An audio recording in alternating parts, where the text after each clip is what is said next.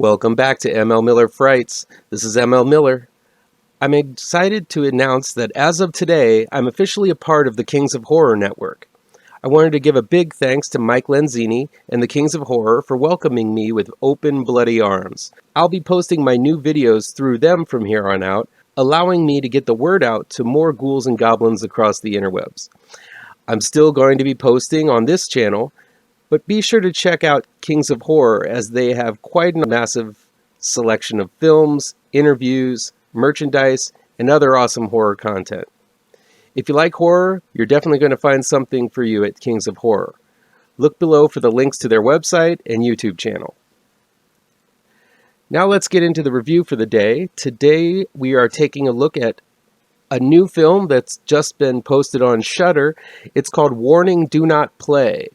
It's by director Kim Jin-won and written by him as well. Anyone who may have crossed paths with Kim Jin-won's The Butcher knows that the South Korean filmmaker can deliver some harrowing and disturbing cinema. There are moments from that film that I can't unsee, and it's a film I told myself I wouldn't watch ever again because it was so disturbing. Warning, Do Not Play is only Kim's second film. This time, he has made something more for the masses, and while it is wonderfully done, it also felt like it was venturing into territory that was well tread upon in the 90s and aughts during the J-horror craze that paired ghosts with all forms of technology. At least that's what I initially thought when I went into Warning, Do Not Play. A young director, Mi Jung, played by Yi Ji-seo, is in a pinch and has to come up with an idea for a new film ASAP, lest her and her business partner lose their contract with their production company. It is in this moment of desperation that she hears about a lost student film made a decade ago that is said to be filmed by a ghost named Soon Mi. After finding the lost film, Mi Jung finds herself haunted by the exact same ghost. The rest of the film flips between the film, which is entitled Warning, and Mi Jung's own struggles with the ghost. At the beginning of the film, there are quite a few jump scares and coming-at-you scares that work, but still give off more of a popcorn quality than the heavy tone that I think Warning, Do Not Play wants to have. There is the pairing of paranormal with technology, and while the first hour is nicely paced and full of ominous moments, harrowing sounds, and well-placed moments of darkness, it still doesn't feel like anything new. I also had some issue with how fast Mi Jung is able to find the lost film. It really doesn't take that much work at all. So I was feeling like this was not going to be the film I wanted it to be going into it. But right about at the halfway point of Warning, Do Not Play, Kim Jin-won throws some curveballs that really pumps up the intensity, the horror, and the utter originality of it all. The reason why The Butcher was so horrifying was that it was a found footage film taken from the point of view of the victims. The latter portion of the film has the cameras literally nailed to the heads of the victims, so there was no way for the camera to be dropped, and you caught all of the screaming, yelling, torture. The audience was forced to watch these horrifying events basically as the victims experienced them, playing out like what seemed to be an authentic snuff film. And these events were genuinely horrifying, scarring even.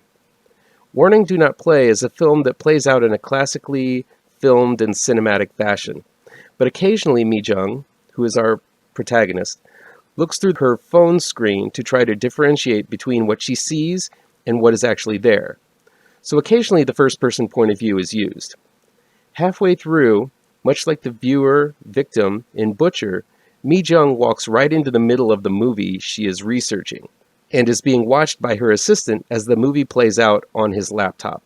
It's this meta style of storytelling that threw me for a loop and really elevated this film to another level altogether. It felt more like a Christopher Nolan Inception-like film that folds in upon itself rather than your typical J-horror tech ghost film.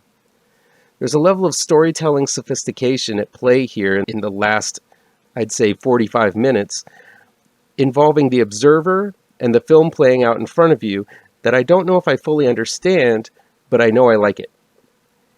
Kim Jin-won is saying something about the observer being an integral part of the filmmaking process in Warning Do Not Play, which feels like an extension of the same thing he was trying to say in The Butcher.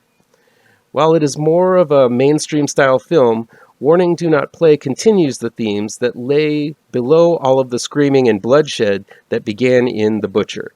It actually makes me want to revisit the film again, even though I said I would never revisit it, as I think it enriches Warning Do Not Play after seeing it. I don't think it's a leap to look at filmmaker Kim Jong-won's own filmography with 2 films spaced apart by a decade, and not see how similar it is to the story playing out in Warning Do Not Play, where a decades-old film is unearthed and revisited. The latter portion of Warning Do Not Play gets extremely bloody. Mi-jung becomes trapped in a theater without exit, with a ghost relentlessly pursuing and trying to murder her. It's a nightmarish scene to see unravel. Yi Ji-seo, who plays Mi-jung, is small in stature, but damn if she isn't the feistiest little trooper I've ever seen as she fights tooth and nail against Soon-mi, the ghost, and ends up with the scars to prove it. While oftentimes the ghost is visualized as a pale girl with her hair draped over her face, Soon-mi is much scarier, with bright blue eyes and not an inch of her uncovered with clumps of sticky blood. Seeing Mi-jung and Soon-mi tear into one another is a final battle for the ages. While the beginning of Warning Do Not Play felt all too familiar, I ended up being surprised by the last half of it. Kim Jin-won has unleashed an unforgettable monster with Warning Do Not Play that pulls no punches and has a rather diabolical take on cinema itself. The metatextual ending plays out beautifully, forcing you to think about the power of the observer and wondering if a film is made and not seen, is it a film at all? Kim Jin-won answers that question here in ways deeper than I expected. Is Warning Do Not Play his autobiographical response to the decades of time in between the films he made? Maybe. What I do know is that I cannot wait to see another one by this visionary filmmaker as he continues to blur the complex relational roles between observer and the cinema playing out on screen. See this movie. That'll be it for this installment of ML Miller Frights. If you dug this video, click the like button below. Share this with your pals across social media, and please subscribe and hit the bell for notifications to be alerted to when future videos drop. Until next time, thank you for watching, and take care.